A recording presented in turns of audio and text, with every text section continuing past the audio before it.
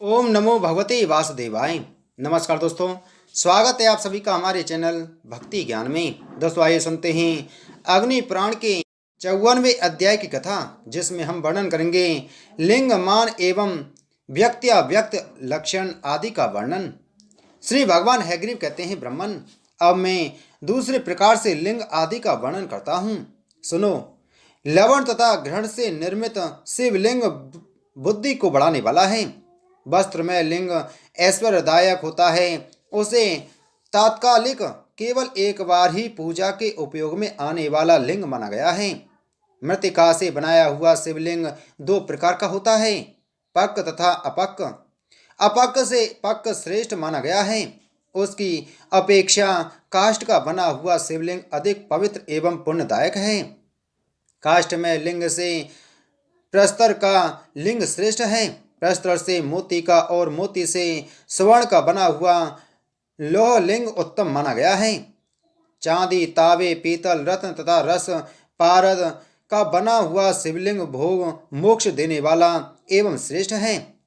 रस पारद आदि के लिंग को रांगा, लोहा, सुवर्ण, तांबा आदि तथा रत्न के भीतर आबद्ध करके स्थापित करें। सिद्ध आदि के द्वारा स्थापित स्वयंभूलिंग आदि के लिए माप आदि करना अभीष्ट नहीं है। वाणलिंग नर्मदेश्वर के लिए भी यही बात है, अर्थात उसके लिए भी वह इतने अंगुल का हो। इस तरह का मान आदि आवश्यक नहीं है। वैसे शिवलिंगों के लिए अपनी इच्छा के अनुसार पीठ और प्रसाद का निर्माण करा लेना चाहिए। सूर्य मंडलस्थ शिवलिंग को दर्पण में प्रतिबिंबित करके उसका पूजन करना चाहिए। वैसे तो भगवान शंकर सर्वत्र ही पूजनीय हैं, किंतु शिवलिंग में उनके अर्चन की पूर्णता होती है। प्रस्तर का शिवलिंग एक हाथ से अधिक ऊंचा होना चाहिए। काष्ठ में लिंग का मान भी ऐसा ही है। चल शिवलिंग का स्वरूप अंगुल मान के अनुसार निश्चित करना चाहिए तथा स्थिर लिंग का द्वारमान, गर्भमान एवं हस्तमान के अनुसार। ग्रह में पूजित होने वाला चल लिंग 1 अंगुल से लेकर 15 अंगुल तक का हो सकता है। द्वारमान से लिंग के 3 भेद हैं। इनमें से प्रत्येक के गर्भमान के अनुसार 9 भेद होते हैं। इस तरह कुल 27 हुए। इनके अतिरिक्त करमान से 9 लिंग और हैं। इनकी देवालय में पूजा करनी चाहिए। इस प्रकार सबको एक में जोड़ने से 36 लिंग जानने चाहिए। ये ज्येष्ठ मान के अनुसार हैं। मध्यम मान से और अधम कनिष्ठ मान से भी 36 शिवलिंग हैं, ऐसा जानना चाहिए। इस प्रकार समस्त लिंगों को एकत्र करने से 108 शिवलिंग हो सकते हैं। 1 से लेकर 5 अंगुल तक का चल शिवलिंग कनिष्ठ कहलाता है। 6 से लेकर 10 अंगुल तक का चल शिवलिंग मध्यम कहा गया है तथा 11 से लेकर 15 अंगुल का चल शिवलिंग ज्येष्ठ जानने योग्य है। महामूल्यवान रत्नों का बना हुआ शिवलिंग 6 अंगुल का, अन्य रत्नों से निर्मित शिवलिंग 9 अंगुल का, स्वर्ण भार का बना हुआ 12 अंगुल का तथा शेष वस्तुओं से निर्मित शिवलिंग 15 अंगुल का होना चाहिए। लिंग शिला के 16 अंश करके उसके ऊपरी 4 अंशों में से पार्श्ववर्ती 2 भाग निकाल दें। फिर 32 अंश करके उसके दोनों कोणवर्ती 16 अंशों को लुप्त कर दें। फिर उसमें 4 अंश मिलाने से कंठ होता है। तात्पर्य यह है कि 20 अंश का कंठ होता है और उभय पार्श्ववर्ती 3 गुना 4 बराबर 12 अंशों को मिटाने से ज्येष्ठ चल लिंग बनता है। प्रसाद की ऊंचाई के मान को 16 अंशों में विभक्त करके उसमें से 4, 6 और 8 अंशों द्वारा क्रमशः हीन, मध्यम और ज्येष्ठ द्वारा निर्मित होता है। द्वार की ऊंचाई में से 1/4 कम कर दिया जाए तो वह लिंग की ऊंचाई का मान है। लिंग शिला के गर्भ के आधे भाग तक की ऊंचाई का शिवलिंग अधम कनिष्ठ होता है और 3 भूतांश 3 गुना 5 15 अंशों के बराबर ऊंचाई का शिवलिंग ज्येष्ठ कहा गया है। इन दोनों के बीच में बराबर की ऊंचाई पर 7 जगह सूत पात्र सूत द्वारा रेखा करें। इस तरह 9 सूत्र निर्मित रेखा चिन्ह होंगे। इन 9 सूतों में से 5 सूतों की ऊंचाई के माप का शिवलिंग मध्यम होगा। लिंगों की लंबाई या ऊंचाई उत्तरोत्तर दो दो अंश के अंतर से होगी। इस तरह लिंगों की दीर्घता बढ़ती जाएगी और 9 लिंग निर्मित होंगे। यदि हाथ के माप से 9 लिंग बनाए जाएं, तो पहला लिंग 1 हाथ का होगा। फिर दूसरे माप में पहले से 1 हाथ बढ़ जाएगा। इस प्रकार जब तक 9 हाथ की लंबाई पूरी न हो जाए, तब तक शिला या काष्ठ की माप में 1 1 हाथ बढ़ाते जा रहेंगे। ऊपर जो हीन, मध्यम और उत्तम 3 प्रकार के लिंग बताए गए हैं, उनमें से प्रत्येक के 3 3 भेद हैं। बुद्धिमान पुरुष 1 1 लिंग में विभाग पूर्वक 3 3 लिंग का निर्माण करावे। 6 अंगुल और 9 अंगुल के शिवलिंगों में भी 3 3 लिंग निर्माण करावे। स्त्रीलिंग द्वारमान, गर्भमान तथा हस्तमान इन 3 दीर्घ प्रमाणों में मापों के अनुसार बनाना चाहिए। उक्त 3 मापों के अनुसार ही उसकी 3 संज्ञाएं हैं: भगेश, जलेश तथा देवेश। निष्कम्भ विस्तार के अनुसार लिंग के 4 रूप लक्षित करें। दीर्घ प्रमाण के अनुसार संपादित होने वाले 3 रूपों में निर्दिष्ट लिंग को शुभ आय आदि से युक्त करके निर्मित करावें। उन त्रिविध लिंगों की लंबाई 4 या 8 8 हाथ की हो, यह अभीष्ट है। वे क्रमशः त्रितत्व रूप अथवा त्रिगुण रूप हैं। जो लिंग जितने हाथ का हो, उसका अंगुल बनाकर आय संख्या 8, स्वर संख्या 7, भूत संख्या 5 तथा अग्नि संख्या 3 से पृथक पृथक भाग दें।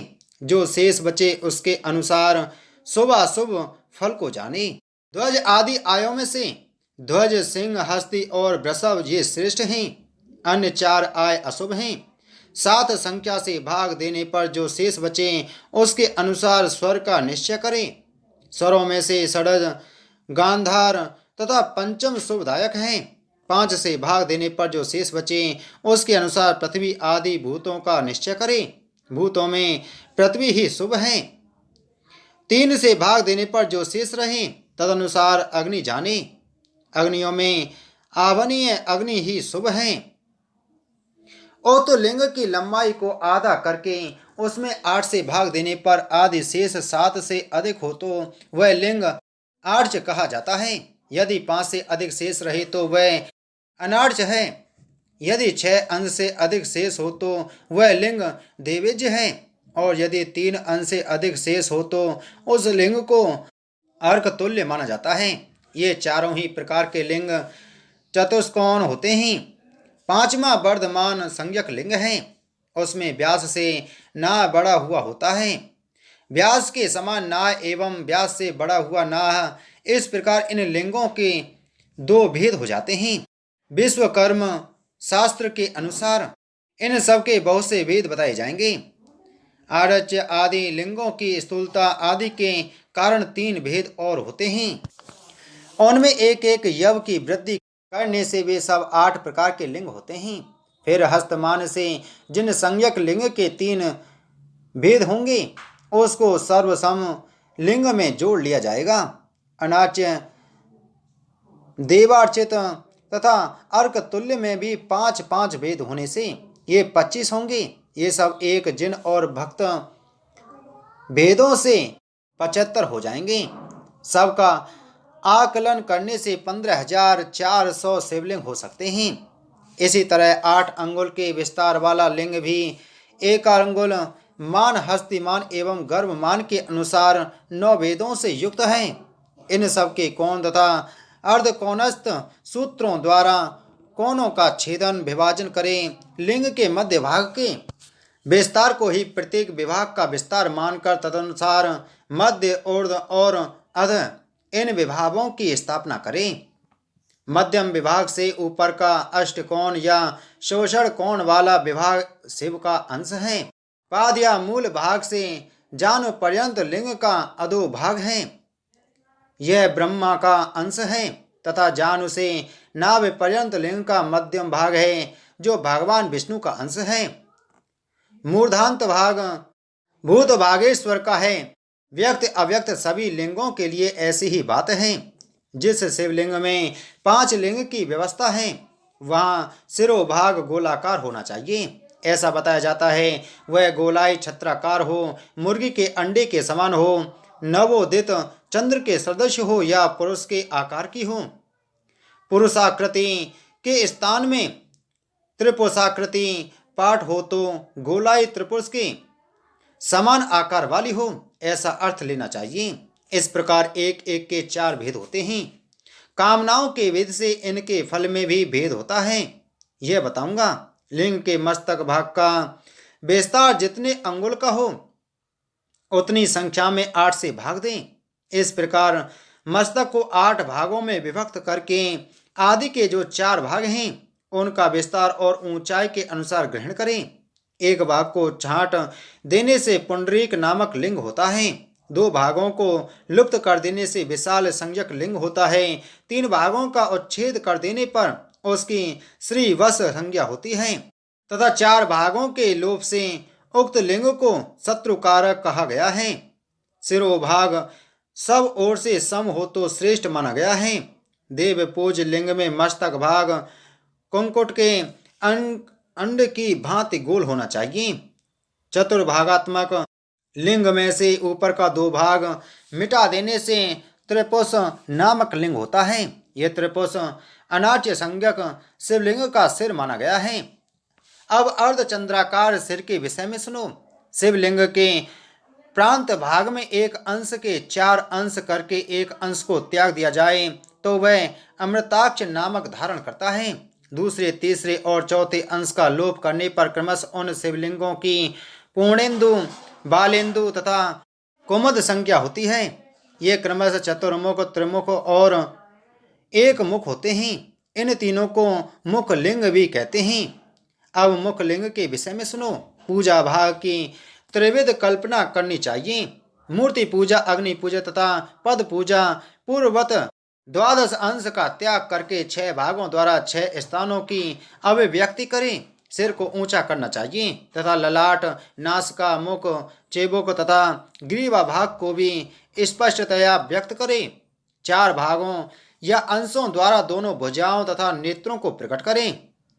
प्रतिमा के प्रमाण के अनुसार मुकुलाकार हाथ बनाकर विस्तार के अष्टमांश से 4 मुखों का निर्माण करें। प्रत्येक मुख सब ओर से सम होना चाहिए। यह मैंने चतुर्मुख लिंग के विषय में बताया है। अब त्रिमुख लिंग के विषय में बताया जाता है, सुनो। त्रिमुख लिंग में चतुर्मुख की उपेक्षा कान और पैर अधिक रहेंगे। ललाट आदि अंगों का पूर्ववत ही निर्देश करें।